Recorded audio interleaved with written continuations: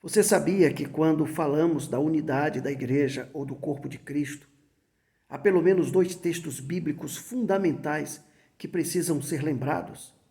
O primeiro está no capítulo 4 da Epístola de Paulo aos Efésios.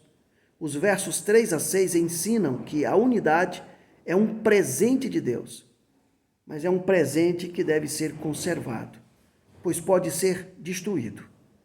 O texto bíblico diz assim: façam tudo para conservar, por meio da paz que une vocês, a união que o Espírito dá. Pois há um só corpo e um só Espírito e uma só esperança, para a qual Deus chamou vocês. Há um só Senhor, uma só fé e um só batismo. E há somente um Deus e Pai de todos, que é o Senhor de todos, que age por meio de todos e está em todos. A unidade é um dom, um presente dado pelo Espírito Santo à igreja. Mas a unidade pode ser conservada, e se pode ser conservada, isso significa que ela pode ser perdida. O texto pode ser considerado até chocante quando nós pensamos no quadro do cristianismo de nossos dias. Por exemplo, a divisão nas igrejas, a competição entre muitos discípulos de Jesus, o desentendimento entre líderes, a polarização entre os fiéis, tudo isso parece indicar que a unidade da igreja não existe e que ela deve ser buscada. Mas quando olhamos com cuidado para o texto bíblico, nós vemos que ele nos lembra: é preciso fazer tudo para conservar, por meio da paz que une vocês, a união, a unidade que Cristo dá. Embora a unidade seja um dom, um presente que Deus dá, ela pode ser perdida. Por isso mesmo precisa ser conservada. Percebam que há uma tensão presente no texto, uma verdade paradoxal com a qual temos de lidar no nosso dia a dia.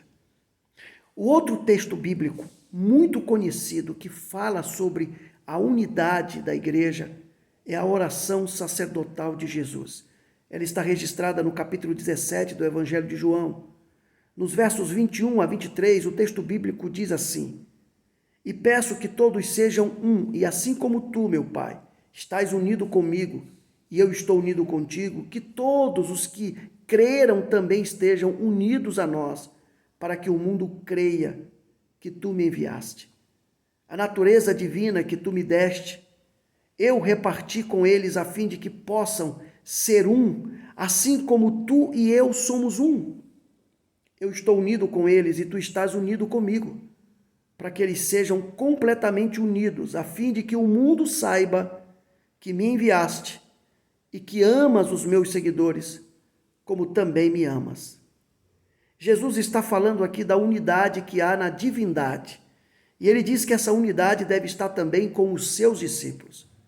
Mas a unidade tem uma consequência prática, que é repetida duas vezes aqui na oração sacerdotal de Jesus. Primeiro, para que o mundo creia, ou a fim de que o mundo saiba. A falta de unidade do povo de Deus dificulta que as pessoas cheguem à fé. Ela é um escândalo que provoca a descrença. O que provoca a divisão dos cristãos do corpo de Cristo? Você saberia responder esta pergunta? Eu diria que, na prática, os motivos são os mais diversos. Podem ser motivos mesquinhos, como orgulho, poder, desentendimentos diversos e pessoais, inclusive. Mas muitas vezes as situações podem ser mais complexas, como divisões por entendimentos doutrinários diferentes, não concordância em torno do que seja a verdade e extremismo. Em Efésios, no capítulo 4, verso 2, o apóstolo Paulo escreve: sejam sempre humildes, bem-educados e pacientes, suportando uns aos outros com amor. Irmãos, o amor é o vínculo da paz. O amor torna possível a coexistência mesmo quando há divergências. O amor orienta um coração humilde, bem-educado e paciente. E o que tem isso a ver com unidade e verdade, pastor? Quando há tensão entre a verdade e a unidade, o amor entra em cena. Entra em cena com humildade. O amor é o vínculo da paz. O amor estimula a humildade. E aí fica mais difícil de buscar a verdade e a unidade.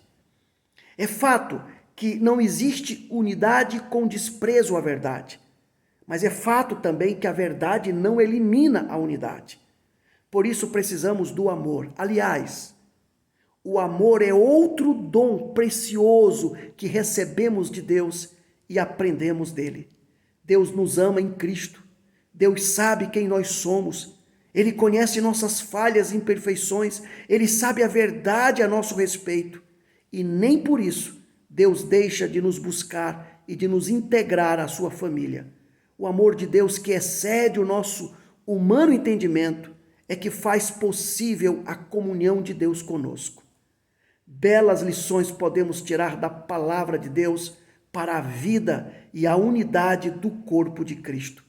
Verdade e unidade conseguem conviver quando existe o amor.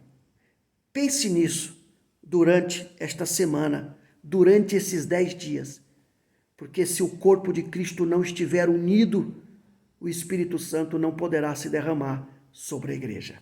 Que você tenha uma feliz semana. Deus te abençoe.